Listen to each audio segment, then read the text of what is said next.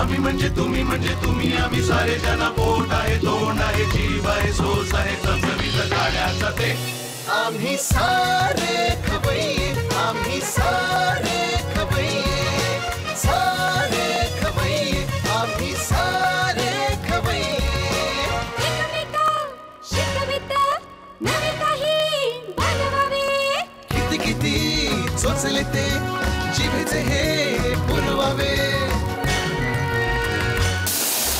छान छान देशी विदेशी पदार्थ जाणून घ्यावे चुकता चुकता करता करता खावे अन खिलवावे आम्ही सारे खवय्ये आम्ही सारे खवय्ये सारे खवय्ये आम्ही सारे खवय्ये नमस्कार. आम्ही सारे खवय्याच्या आंबा महोत्सवात परत एकदा सगळ्यांचं अतिशय गोडगोड स्वागत. काय आहे हल्ली कुठेही प्रवास करायचा म्हणजे इतका ट्रॅफिक असतो काही विचारू नका. आणि मग ट्रॅफिक जॅममध्ये अडकलं नका बघायलाच नको.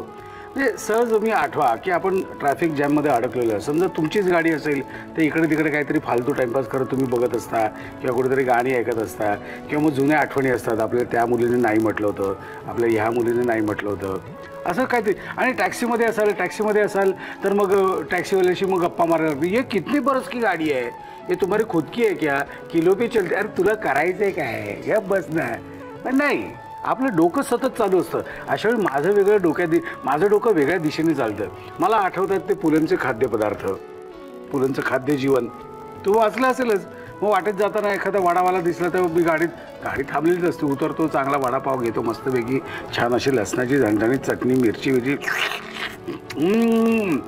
काय विचारू नका. हे असे वेगवेगळे पदार्थ सातत्याने आपण आपल्या नजरेसमोर असायला पाहिजे. आणि तुकारामांचा एक अभंग मला कायम लक्षात आहे ठेविले अनंत तैसेची राहावे. त्यामुळे ट्रॅफिक जॅममध्ये अडकलेल्या लोकांना समस्त लोकांना माझी नम्र विनंती आहे त्रास करून घेऊ नका. सारखे फोनवर बोलू नका खेळत बसू नका. आजूबाजूला बघा आणि बऱ्याच ठिकाणी तुम्हाला गाड्या लागल्या दिसतील. त्या गाड्यांवर वेगवेगळे पदार्थ असतात. ते पदार्थ तुम्ही अगदी उतरून खाऊ शकत नसला तरी डोळ्याने खाल्लं सुद्धा चालतं. हां मी खूप अतिशय महत्त्व आणि असे प्रभावीपणे माझे विचार मांडलेत की नाही खूप पोटतिडकीने मी या सगळ्या गोष्टी सांगतो. आणि जेव्हा मी पोटतिडकीने बोलतो ना तेव्हा मला खूप भूक लागते. आता भूक लागलेली आहे आणि म्हणूनच वेगवेगळे पदार्थ दाखवण्यासाठी एक गृहिणी इथे आलेली आहे. आपण तिचं स्वागत करूया. नमस्कार. नमस्कार. आपलं नाव? कल्पिता भालचंद्र राजाध्यक्ष. ओके कल्पिता ताई आपण राहता कुठे? गोरेगावला. गोरेगाव. किती वर्ष गोरेगावात राहत आहे? जवळजवळ 35-36 वर्ष. 35-36 वर्ष तुम्ही गोरेगावमध्ये राहताय. मूळच्या कुठल्या तुम्ही? गोरेगावच. हो. म्हणजे माहेर सुद्धा गोरेगाव? हो. सासर सुद्धा गोरेगाव? हो. बरं यजमान काय करतात? माझे यजमान रिलायन्स डिटेल्स मध्ये आहेत ऑडिटर. बरं आणि तुमचं कॉलेज कुठलं? माझं कॉलेज भगुबाई मफतलाल पॉलिटेक्निक. बरं त्यांचं इथेच का? नाही. मग त्यांचं कुठलं? त्यांचं गावी झालं शिक्षण. त्यांचं कुठलं गाव? त्यांचं कुडाळ. अच्छा. आणि शाळा कुठली तुमची? माझी शाळा सन्मित्र मंडळ विद्या मंदिर. आणि त्यांची कुडाळची.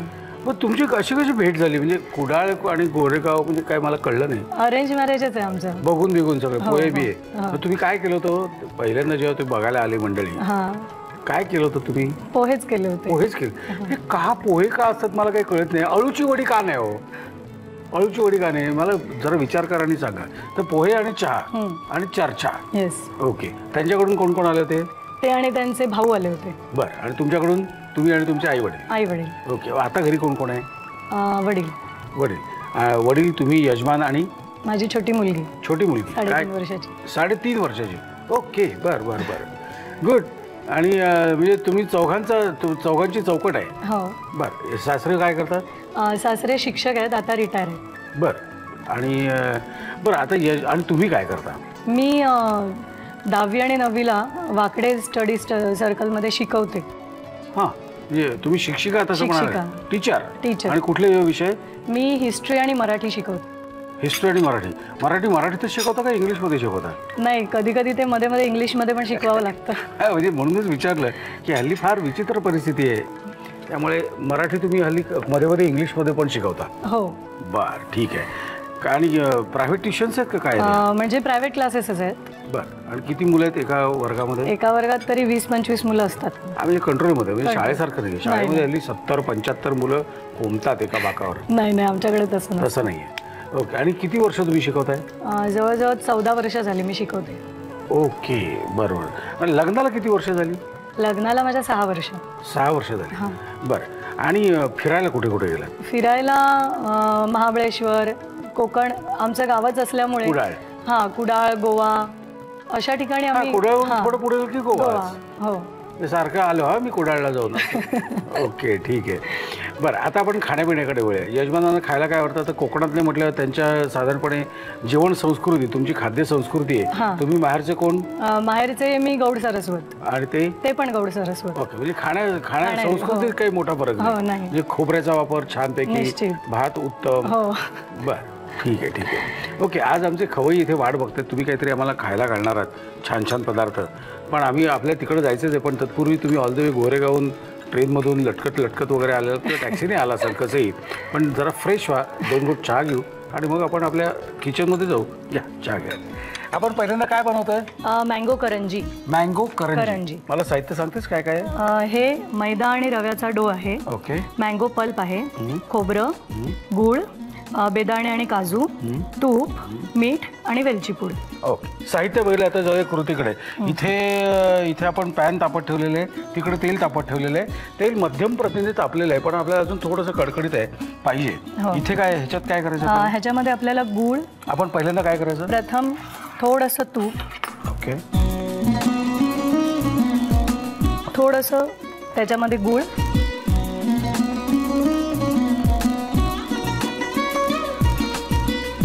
लगेचच खोबरं घातलं तरी चालेल. आणि आता हे परतत राहायचं आहे.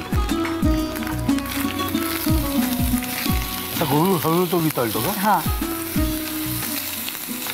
आणि जसा तो गूळ वितळायला लागेल तसा त्याच्यात आपल्याला मँगोचा पल्प घालायचा आहे. तर तुमचं क्लासचं टायमिंग काय आहे? क्लास दुपारी असतात, कारण मी इंग्रजी माध्यमाला शिकवते. त्यांच्या सकाळच्या शाळा असतात. बरोबर. त्यामुळे 2:30 पासनं ते 7-7:30 पर्यंत असा क्लासचा टायमिंग असतो. हो. म्हणजे दर दिवशी वेगवेगळ्या पद्धतीचं टाइम टेबल असतं, पण युजली 2:30 ते 7 असं टाइम टेबल आहे. थोडा कमी करायला लागेल. 2:30 ते 7. ते साधारण 4.5-5 तासाचं तुमचं. हो. वर्किंग अवर्स आहे. हो. गुड. आणि ही मुलगी किती वाजता अजून जायला लागली नसतं ना शाळेत? प्ले ग्रुप झाला तिचा, आता ज्युनियरला जाईल ती. काय आवड आहे, पोराचं आयुष्य बर्बाद झालेलं आहे. लहानपणापासून त्यांना जरा खेळायला मिळतच नाही ना. प्ले ग्रुपमध्ये अर्थात खेळणंच असतं ते. थोडा आता मँगो अजून बस. त्याच्यामध्ये काजू आणि बेदाणे घालू शकतो आपण, ऑप्शनल आहेत ते. पण मँगोचा स्वाद जर जास्त चांगला यायचा असेल तर त्याला दुसरं काही घालण्यापेक्षा नुसता मँगोचा स्वाद आणि थोडीशी वेलची पूड. असं. वेलची पूड घालू? थोडी. काजू वाया नाही जाणार. काय वेलची करू नको, मी आहे ना, डोंट वरी. वेलची पूड बघा. बस बस बस. चला, काजू सुटले. गृहिणीच्या हातातून काजू सुटणं फार अवघड असतं. हे आता आटेल जसं, थोडा गॅस फास्ट, थोडा. हे आटल्यानंतर आपल्याला हे थंड करायचं आहे, बाजूला ठेवून. बरं. बाकीचा छंद काय? मला गाण्याचा अत्यंत छंद आहे. म्हणजे लहानपणापासून माझं स्वप्न होतं गायिका होण्याचं, पण ते काय पूर्ण झालं नाही. हरकत नाही, डोंट वरी. आपला आता दुसरा पदार्थ आहे ना, दुसरी रेसिपी आहे. ते दुसऱ्या रेसिपीला आपण डेफिनेटली आपल्याला एखादा मुखडा किंवा गाणं आपल्याला म्हणायचं आहे, हे लक्षात ठेवा. निश्चित. कारण कसं असतं, स्वयंपाकघरात दिलं ना, म्हणजे पूर्वीचं सांगते, आता तुम्हाला काय आठवत नाही आहे, म्हणजे माहीत पण नाही आहे. पूर्वी स्वयंपाकघरातली जी स्त्री असायची ना, गृहिणी, ती डेफिनेटली एखादी जुनी, आणि पूर्वी जुनी गाणी लागायची रेडिओवर, आणि त्या गाण्यांवर घरातली जी गृहिणी असायची ती गाणी गुणगुणायची, आणि मग हळूहळू तिला गाणी पाठ व्हायची ऐकून, आणि मग ती गाणी पुढं कंटिन्यू व्हायची. ओके. आता हे काढायचं आपल्याला. हो.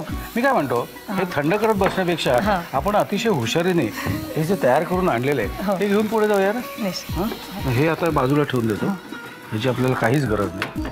हे जे आहे हे या बाजूला घेतो, जे आपल्याला पुढचं काम करायला सोपं जाईल, है ना. हो. ओके. आमचं हे थंड झालेलं तयार आहे. आता आपल्याला काय लाटायचं आहे ना. लाटायचं. ह्याच्यात आपण काय काय घातलेलं मला परत? ह्याच्यामध्ये 1 वाटी मैदा, 1 वाटी त्याला मैदा, हां त्याला अर्धी वाटी रवा आणि पाव वाटी जवळजवळ कडकडीत तूप मोहन म्हणून आणि अगदी 1 चिमूटभर मीठ. ओके, 1 वाटी मैदा, त्याला अर्धी वाटी रवा. अच्छा, हे माप आहे, लक्षात ठेवा. 1 वाटी मैद्याला अर्धा वाटी रवा. हो. ओके. आणि त्यात किती? अर्धी वाटी गरम? नाही, पाव वाटी गरम पाव वाटी मोहन. हां, कडकडीत. ओके.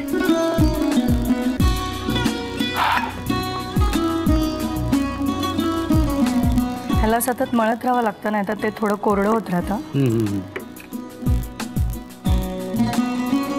हे किती मोठं करायचं, ह्याला काही माप आहे का आपला? नाही, अंदाज? हां, अंदाज आहे. पुरी एवढं? हो, पुरी एवढं, किंवा म्हणजे बाजूच्या कडा त्याच्यानंतर काढूनच टाकायच्या करंजीचं सारण करून. मुलीला काय आवडतं? गोड, तिखट? तिखट. आणि यजमानांना? तिखट. आणि सासऱ्यांना? तिखट. तुला? सगळ्यांना तिखट. आई शाबाश, मी गोडाची बोंबच आहे घरात. हो. बर. मुलीचा प्ले ग्रुप किती वाजता असतो? तिचा होता 11, म्हणजे 11 ते 2 असा होता. अच्छा, हे एवढंच घालायचं आहात? हो, म्हणजे छोटी करंजी करते ना म्हणून. ओके. त्या खायला बऱ्या पडतात ना लहान मुलांना. म्हणजे या आमरसाचा आपल्याला तसा काही उपयोग नाही आहे ना? नाही. तुपाचं तूप सुद्धा आपण लागणार नाही ना आपल्याला? तूप नाही.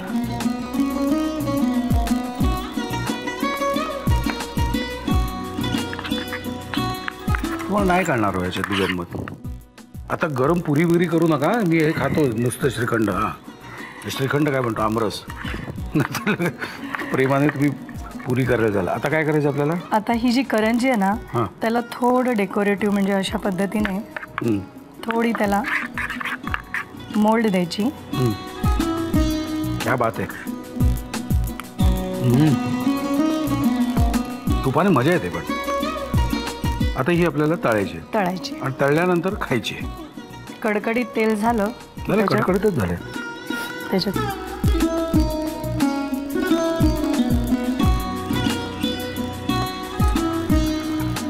क्या बात आहे. आता हे कशाबरोबर खायचं असा एक धक्कादायक प्रश्न विचारू नका, कारण हा गोड पदार्थ आहे.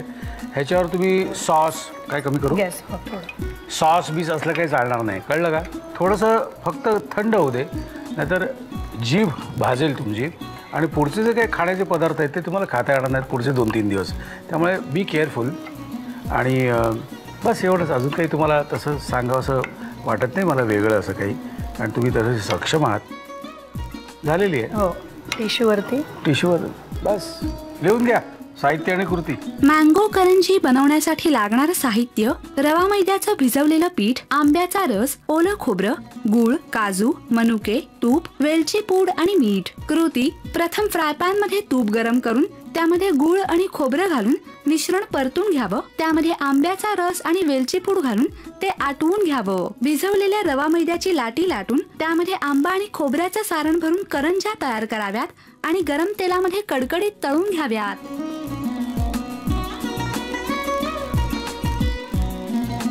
खूप छान होता आमरस, अप्रतिम. आणि त्यात असं साजूक तूप वगैरे घातलं ना की असा स्वर्गीय आनंद आहे. काय सांगू तुम्हाला, शपथ. हा महिना संपूच नाही असं सारखं वाटतं. हापूस असो, पण हापूस आणि पायरी एकत्र केलं ना एक वेगळा आनंद असतो बरं का. असो, चला खाण्याचे पदार्थ चालले. मला असं डोळ्यासमोर सगळे हापूस आणि पायरी सगळे असे दिसतात. असो, इथे आपल्याला तेच करायचे. आंब्याचेच पदार्थ चाललेले आहेत. आपला पुढचा पदार्थ काय आहे? मँगो बोंडा. मँगो बोंडा. ओके, मला साहित्य सांगता काय काय? साहित्य म्हणजे मँगो पल्प, बेसन, मैदा, तांदळाचं पीठ, खोबरं, रवा, भिजवलेली मुगाची डाळ, कोथिंबीर, जिरं, आलं, मिरची, जिरं आणि कोथिंबीरीची पेस्ट. ओके. आणि मीठ. साहित्य बघितलं तर जाऊया कृतीकडे. पहिल्यांदा काय करायचं आपल्याला? प्रथम आपल्याला बॅटर बनवून घ्यायचं. ओके, म्हणजे तुम्हाला बाऊल लागेल. हो. ओके, पहिल्यांदा काय लागेल तुम्हाला? तांदळाचं पीठ. किती? ते 1 वाटी तांदळाचं पीठ. 1 वाटी घेऊया आपण? हो. त्याला अर्धी वाटी मैदा. हा. त्याच्यात 2-3 चमचे चण्याचं पीठ. चण्याचं पीठ म्हणजे ज्याची आपण भजी करतो. हो. बस. आता तो रवा सगळा. हो, म्हणजे 1 वाटी तांदळाच्या पिठाला अर्धी वाटी मैदा आणि अर्धी वाटी रवा आणि थोडंसं बेसन. ओके, ही वाटी छोटी आहे म्हणून आपण फुल घातली. हां, आणि आता काय? त्याच्यानंतर त्याच्यात मँगोचा पल्प. हो, किती? 3-4 चमचे घाला, कारण तो मँगो गोड किती आहे त्याच्यावर बऱ्याचशा गोष्टी निश्चित. आणि ही गोड आणि तिखट अशी रेसिपी होणार आहे. बरं. हां, आता ह्याच्यात अंदाजानेच आपल्याला ढवळायचं आहे. लागलं तर पाणी वगैरे काय घालायचं? ढवळल्यानंतर घालूया आपण ते. बरं. पाणी लागेल? हो, थोडं पाणी लागेल. आपल्याला हे मेदूवड्यासारखं जाडच ठेवायचं आहे. बरं. जास्त पातळ करायचं नाही आहे.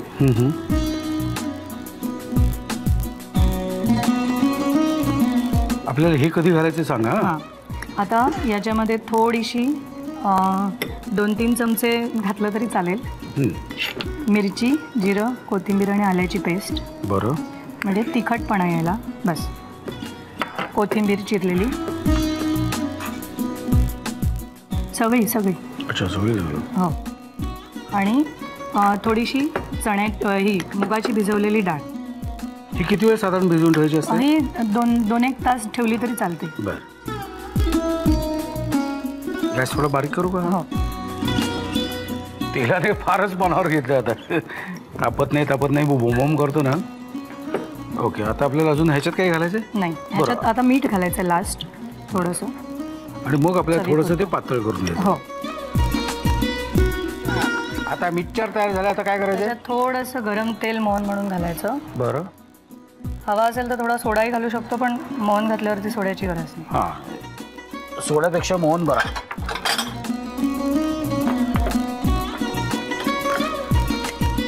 ओके, आता काय फक्त सोडायचं का? हो, फक्त आता ते ही जरा कन्सिस्टन्सी फक्त नीट यायला पाहिजे. हां, क्या बात आहे. आता हे सोडता एखादं गाणं होऊन जाऊ दे. मुखडा. बाळगू कशाला व्यर्थ कुणाची भीती ग, बाई जडली आता 2 जिव्हांची प्रीती ग, बाई ग.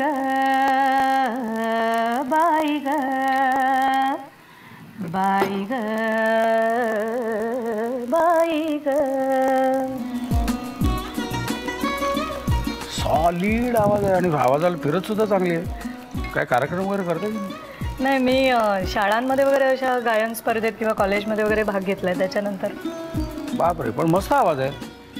व्हेरी गुड, खूप छान आहे. फिरत सुद्धा चांगली आहे. सर, तुमचं जे ती परी अस्मानीची आहे. हां, त्याच्या 2 ओळी माझ्यासाठी. बापरे. ती परी अस्मानीची, ती परी अस्मानीची, ती परी अस्मानीची, ती परी अस्मानीची, असं ते गाणं आहे. आपण रेग्युलर मोठा कार्यक्रम करूया. हे माझ्यासमोर असताना तोंडाला पाणी सुटतंय, मला काही सुचत नाहीये. हे झालेलं आहे ना, हे कशाबरोबर खाता येईल आपल्याला? हे आपल्याला पुदिन्याची चटणी, सॉस किंवा दह्याबरोबरही खाता येतं. कळलं? कशाबरोबर खाता येईल तुम्ही लिहून घ्या. साहित्य आणि कृती. आंब्याची बोंड बनवण्यासाठी लागणारे साहित्य: आंब्याचा रस, बेसन, मैदा, तांदळाचं पीठ, कोथिंबीर, मूग डाळ, रवा, ओलं खोबरं, आलं, मिरची, कोथिंबीर आणि जिऱ्याची पेस्ट, जिरं आणि मीठ. कृती: एका बाउलमध्ये 1 वाटी तांदळाचं पीठ, मैदा, बेसन, रवा, आंब्याचा रस, जिरं आणि पाणी घालून मिश्रण एकजीव करून घ्यावं. त्यामध्ये मिरची, जिरं आणि आल्याची पेस्ट, कोथिंबीर, मूग डाळ, मीठ आणि पाणी घालून हे मिश्रण एकजीव करून घ्यावं. या मिश्रणाची बोंड गरम तेलामध्ये कडकडीत तळून घ्यावीत. कल्पिताताईंचे दोन्ही पदार्थ तयार झालेले आहेत आणि मी खाऊन बघणार आहे. याला काय म्हणायचं? बोंडे. हां, मँगो बोंडा. मँगो बोंडा. मग तुम्ही मग खा. सॉलिड.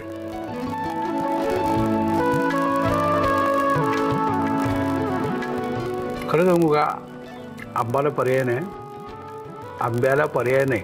मला कोणी सांगितलं भराभर आंबा काय जमतच नाही. आंब्या खाण्याची स्पर्धावर आपल्याला झेपणार नाही. आंबा कसा हळूहळू खिलवायचा असतो, हळूहळू खायचा असतो. हां, जिलब्यांची स्पर्धा वगैरे म्हणजे मी त्या केल्यात त्या स्पर्धा. आंब्याची स्पर्धा नाही होऊ शकत. तुम्ही जस्ट विचार करा, असा आपल्या हातात आंबा आहे, हापूसचा आंबा आहे, ओके. डोळे मिटा. डोळे मिटल्यानंतर पहिल्यांदा तुम्हाला त्याचा असा छान वास येईल, हापूस आंबा पिकला आहे. मग डोळे उघडा, मग त्याला असं थोडंसं पिळा, मग वरचं ते काळं देठ असं काढून टाकायचं. मग ती साल अशी असं साल वेळ बघा, म्हणजे डोळ्यासमोर आणा, चित्र व्हिज्युअलाइज करा. तर हा जो आंबा आहे ना, हा अतिशय महत्त्वाचा आपलं फळ आहे. बरे परदेशात गेलं नाही तरी काय, आपल्याला बरं आहे ना, आपल्याला खायला मिळतं आहे. तर ह्या आंब्याचे काही वेगवेगळे पदार्थ अजून तुम्हाला शोधत असतील ताबडतोब मला लिहून कळवायचे. आमचा पत्ता असा आहे, आम्ही सारे खवय्ये, Zee Marathi, post bag number 1, Andheri पूर्व, मुंबई 99, भारत TVC, झी मराठी @ZNetwork.com. मला खात्री आहे तुम्ही पत्ता लिहून घेतलेला असणारच. आणि तुमचं मी खूप मनापासून स्वागत करतो. स्वागत आणि मुळात मी आभारी मानतो, कारण वेळात वेळ काढून तुम्ही तुमच्या ट्युशन्स आणि रेग्युलर आपल्या वेळापत्रकातून वेळ काढून इथे आलात. पण नुसते आभार नाहीत, तर आमच्याकडून एक छोटीशी आपल्याला प्रेमाची भेट आहे. थँक्यू. आणि माझ्यासाठी आणि खवय्येसाठी इथे आलात त्याबद्दल मनापासून मी आभार मानतो. मी तुमचे मनापासून आभार मानते की मला तुम्हाला भेटण्याची संधी दिली आणि माझे जे काही मँगोचे पदार्थ आहेत ते दाखवण्याची संधी दिली, म्हणून झी TVचे पण आभार. मी पण झी TVचे खूप मनापासून आभार मानतो. या खुर्चीवर बसण्याची संधी मिळेल, ही संधी मिळाल्यामुळेच मला असे वेगवेगळे पदार्थ आणि वेगवेगळ्या गृहिणींना भेटायची संधी मिळते. खरंच मनापासून आभार. आणि तुमच्या मनातल्या जेवढ्या चांगल्या इच्छा असतील त्या सगळ्या पूर्ण होत अशी परमेश्वराच्या चरणी इच्छा प्रदर्शित करतो. आणि खाण्याची वेळ झालेली आहे, तुम्हाला माहिती आहे इथे काजूसुद्धा ठेवलेला आहे. काजू म्हणजे आपला सॉलिड वीक पॉईंट आहे. खायची वेळ झालेली आहे, निघायची वेळ झालेली आहे. पुन्हा भेटायचं ते ह्याच वेळी ह्याच दिवशी. तोपर्यंत मस्त खा आणि स्वस्थ रहा. नव्या नव्या चवी धवी विचल्या ह्या तुम्हासाठी. हवे हवे ते पंडित किस्से तुम्हाला आवडावे. खाणाऱ्या